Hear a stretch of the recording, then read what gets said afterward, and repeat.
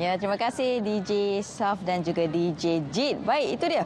Dan seperti mana yang dikongsikan tadi, kita nak mencanting batik. Tapi sebelum itu, yang bersama dengan saya yang akan memperuncikan dengan lebih lanjut lagi berkenaan dengan canting batik, batik di Selangor. Sebagainya saya kenalkan, iaitu bersama dengan saya yang berhormat Burhan bin Aman Shah, merupakan Esko Pembangunan Luar Bandar Kampung Tradisi Adat Istiadat Melayu Kebudayaan dan Warisan Negeri Selangor. Assalamualaikum YB. Waalaikumsalam. Jadi YB, panjang betulnya kan. Ini boleh buat selai baju kurung kot dah? Ya. Okey. Jadi sebagai permulaannya YB, mungkin YB boleh kongsikanlah apa bezanya batik Selangor dengan batik-batik di Terengganu dan juga Kelantan. Ya, tentu bila dengar batik Selangor ni orang terkejut kan. Selangor ada batik ke? Kan? Jadi kita telah wartakan batik Selangor ni, yang mana yang berbezakan antara batik Selangor dengan negeri lain, iaitu kita berkonsepkan bunga Tanjung Kelopak Sembilan. Okey, macam ni ke? Ya, YB? ini Kelopak Sembilan, iaitu melambangkan negeri Selangor ini mempunyai 9 daerah jajahan. Okey. Jadi kita biasanya menggunakan abstrak ni, artinya lukisan-lukisan yang agak abstrak, bukannya dalam bentuk bunga tanjung yang dibentuk sekuntum, tetapi dia banyak dalam bentuk lebih nampak abstrak lah. Dan bunga Tanjung Belas Sembilan ini melambangkan satunya identiti negeri Selangor. Dan kita juga menghasilkan batik ini dengan mencanting. Kita tidak menggunakan blok. Wah, ini memang hasil tangan ni 100% ni kan. Ya. Kan? YB kan. Jadi YB, selain daripada itu, apa lagi antara usaha yang dilakukan untuk memperkenalkan batik Selangor ni? Okey, selain kita dah mewartakan batik Selangor ni, kita juga pada peringkat awalnya kita telah memberi baju batik ini atau pakaian batik ini kepada semua esko-esko kerajaan negeri yang berhormat dan semua pimpinan, termasuk juga kepada aduan-aduan kerajaan negeri Selangor. Dan sekarang ini kita tengah proses untuk beri kepada semua penjawat awam negeri Selangor, dan akhirnya juga kita akan mengkomersialkan ke peringkat orang awam. Jadi ini adalah agenda kita dan kita telah berusaha ke arah itu, dan insya-Allah kita akan jadikan pengelolaan batik negeri Selangor ini sebagai satu industri pelancongan dan juga sebagai pendapatan atau pengeluaran antara hasil negeri Selangor. InsyaAllah. Baik, di belakang kita juga kan, YB kan ada juga, ini dia antara batik-batik ni lah kan. Kalau kita tengok memang coraknya memang sangat cantik kan. Jadi mungkin ada dikongsikan YB. Yang ini memang kita bagi untuk ahli-ahli undangan negeri, Dewan Undangan Negeri, untuk pakaian mereka semasa acara rasmi. Dan sebelah sana yang hitam tu adalah pemakaian bagi Esko yang berhormat Datuk Menteri Besar dan Esko. Wah, ni cantik ni. Dan MKN lah. Ini YB pakai ni ya? Ya, ada 2 pasang. Okey, wah, cantik ni. Nanti bolehlah kot saya pun teringin juga. InsyaAllah. Kita bagi dia sepasang ni dengan perempuan dengan selendang sekali dan kain lah. Okey, dia memang ada one set lah ni ya? One set. Wow, okey. Ni cantik ni kan sebenarnya YB. Dan selain daripada itu lagi, YB, kenapa kita nak tanyalah pada YB kan? Kenapa YB membawa sepakat membawa berkat? Apa yang sebenarnya yang ingin disampaikan sepakat membawa berkat? Okey, Alhamdulillah. Hari ini kebetulan masih lagi dalam Hari Raya Aidiladha, di mana program ni kita buat di kawasan sini. Dan saya dapat sumbangan daripada Yang Berhormat 2 ekor lembu untuk kita korbankan. Dan kita telah merancang supaya diadakan gotong royong ataupun rewang sekampung. Dan kita boleh lihat di sana penduduk kampung Bersetungku Lumus selama 2 hari untuk masak dan untuk dihidangkan kepada masyarakat setempat hari ini untuk kita kenduri sekampung. Dan ini menunjukkan bahawa adanya muafakat dan membawa berkat. Apabila kita bekerjasama, benda yang berat akan jadi ringan. Jadi kalau kita tidak mengekalkan identiti kita bergotong royong rewang sekampung ni, saya bimbang generasi yang akan datang tidak akan lagi kenal apa itu rewang ataupun gotong royong.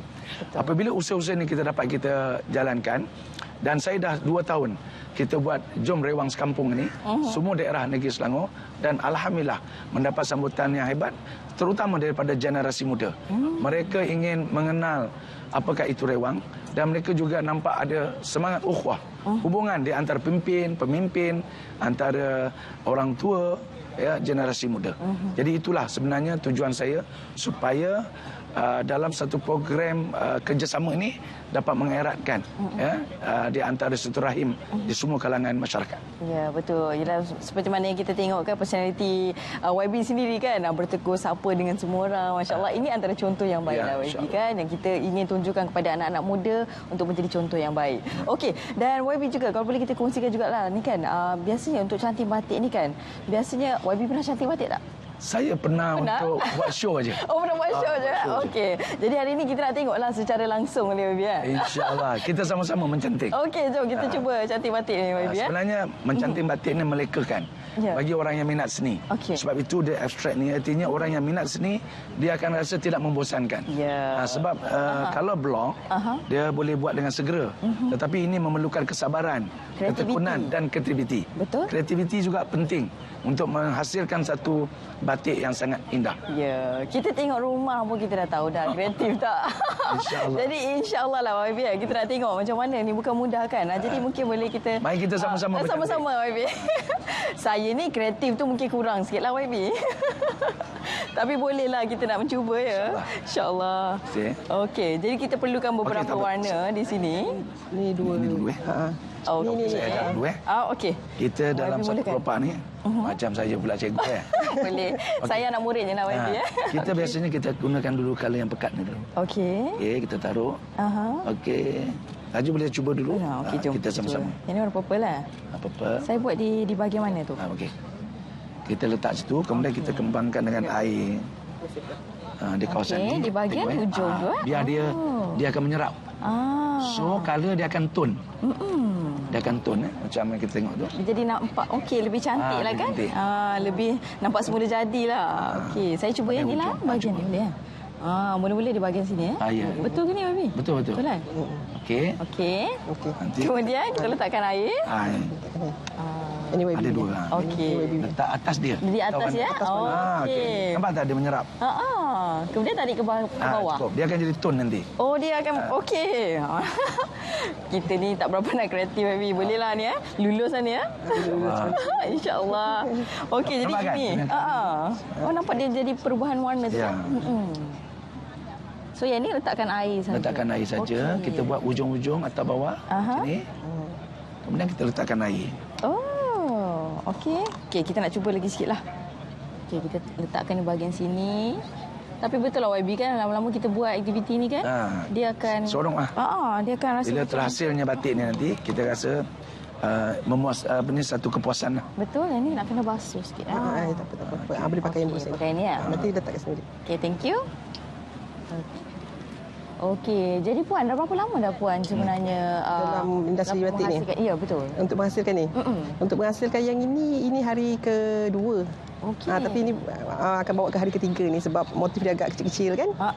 Jadi mengambil masa. Lah kan. Dah berapa lama dah mencantik batik ni sebenarnya? Kalau ikutkan daripada saya belajar memang dah lama lah. Dah habis SPM saya memang dah kecimpung masuk Institut Kraf Negara di Rawang. Melalui kraf tangan Malaysia lah. Jadi betul saya buka perniagaan. Perniagaan saya dah berusia 20 tahun lah. Di sinilah? Ya. Okey. Jadi mungkin boleh kongsi jugalah sebenarnya cabaran kan bila kita nak cantik batik ni kan. Bukan mudah tau sebab kita nampak memang cantik kan. Nampak macam sama semua tapi sebenarnya perlu kesabaran yang tinggi, kreativiti tadi kan. Jadi mungkin boleh kongsi juga. Itulah proses pembuatan tu memang perlukan kesabaran dan kreativiti. Tak cukup dengan kreativiti, memang kesabaran. Lepas tu dengan kita punya kena develop idea. Itulah untuk buat olahan. Lepas tu untuk kena pasti kalau macam saya lebih suka pada editing Malaysia lah. Kita highlightkan editing Malaysia dalam suasana yang sesuai dengan zaman sekarang. Kita moden yang jadi boleh menarik minat golongan muda. Walaupun tradisional kita tetap terapkan dalam setiap penghasilan batik. Okey. Dan macam mana sebenarnya kita nak bezakan batik Selangor dengan batik Terengganu? Dia motif. Motif sebenarnya. Sebab kalau kau ikutkan keseluruhannya cara pembuatannya sama je. Betul. Cuma motif. Motif setiap negeri memang ada bunga rasmi setiap negeri lah. Macam Selangor ni memang kita gunakan bunga tanjung. Bunga tanjung lah. Jadi kalau kita nampak bunga tanjung tu kita dah tahulah ini batik Selangor. Okey, lepas ni saya kena pakai inilah bunga tanjung lah. Ya, ni saya pakai ni bunga Selangor kan. Bunga tanjung ni. Okey, itulah perbezaannya kan. Jadi itu dia antara apa lagi yang mungkin YB nak kongsilah kepada mereka luar sana. Sebenarnya banyak antara inisiatif Kerajaan Selangor lakukan. Kalau semalam juga kita bawakan perbincangan berkenaan dengan dari segi kesihatannya, kita pastikan rakyat ataupun mereka yang duduk di Selangor untuk dalam keadaan yang sihat. Banyak sebenarnya inisiatif yang telah pun dilakukan oleh pihak kerajaan untuk memastikan keadaan kesihatan dalam keadaan yang baik. Untuk kita nak, orang kata nak bercuti pun ada juga kemudahannya. YB? Okey, kalau kita lihat dari segi pembangunan, dari segi kebajikan, Kerajaan Negeri Selangor telah menunjukkan prestasi begitu tinggi. Tetapi dalam masa yang sama, pembangunan kita tidak melupakan kesenian, kebudayaan, supaya sosial hidup rakyat Negeri Selangor ni bukan sekadar mengejar pembangunan, tetapi kita memperkekalkan atau menjadikan identiti ataupun budaya itu sebagai satu agenda. Sebab itu saya sangat-sangat menyeru kepada semua agensi kerajaan, individu, supaya mereka dapat membantu kita dalam segi memperkasakan budaya dan juga warisan negeri Selangor. Ya, kalau bukan kita siapa lagi YB kan? Okey, seperti yang tertera di kaca TV sekarang ni ada beberapa gambar yang dikongsikan berkenaan dengan kejayaan Selangor dan juga antara perkara yang kita utamakan iaitu antara keistimewaan, keunikan seni dan budaya yang kita angkat dan juga kita cuba pelihara ni untuk masa depan dan juga untuk generasi akan datang. YB. Ya, saya baru-baru ni kita baru saja pulang daripada Indonesia. Yang mana kita buat silang budaya di antara Jakarta, Bandung dan Selangor. Jadi antara Malaysia dengan Indonesia. Nampaknya kita bawa tunas harapan ni, anak-anak muda ni, pelajar-pelajar sekolah rendah, supaya mereka rasa confident untuk buat persembahan di luar negara. Dan kita bawa pelajar-pelajar daripada Sekolah Kebangsaan Sungai Lang Tengah, kumpulan Cempuling dan beberapa delegasi.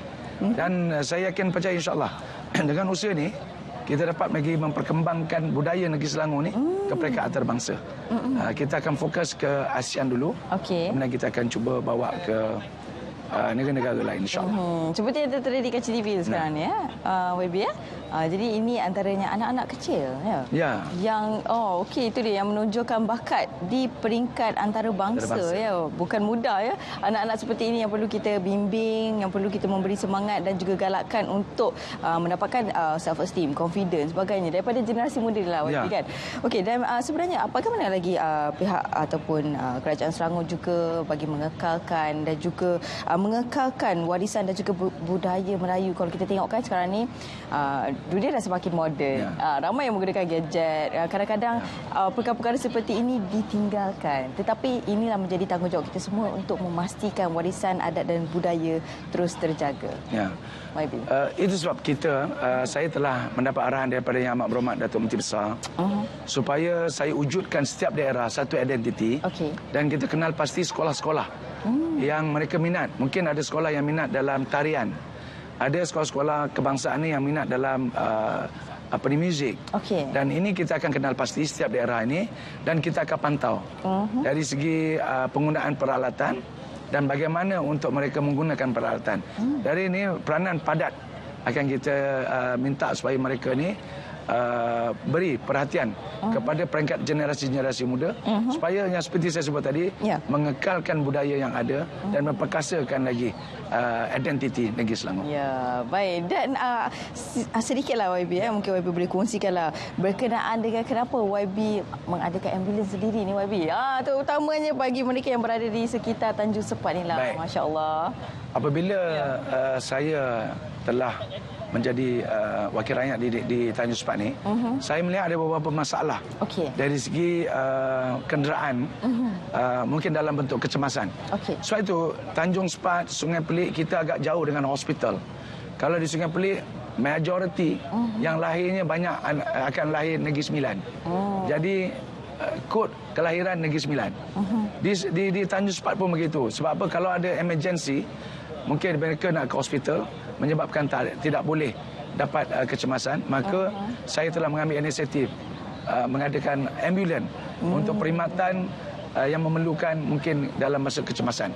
Jadi sesatunya saya ingat di Selangor lah kot yang ada ambulan hanya di Dun Tanjung Sepat, insya-Allah. Wah, insya-Allah. Jadi moga usaha ni pastinya dapat telah pun memberi manfaat kepada ramai orang lah kan, dan juga untuk kita mengekalkan kita punya IC itulah kan 10 lah. YB ya. 10. Insya-Allah. Okey, dan terima kasih saya ucapkan kepada tetamu saya iaitu Yang Berhormat Burhan bin Aman Shah selaku Esko Pembangunan Luar Bandar Kampung Tradisi Adat Istiadat Melayu Kebudayaan dan Warisan Negeri Selangor. Terima kasih YB. Sama-sama. Sudi jemput kami ke sini. Terima kasih banyak YB. Alhamdulillah. Terima kasih kepada semua. Ya, baik. Dan seterusnya kami juga ada kongsi kepada anda antara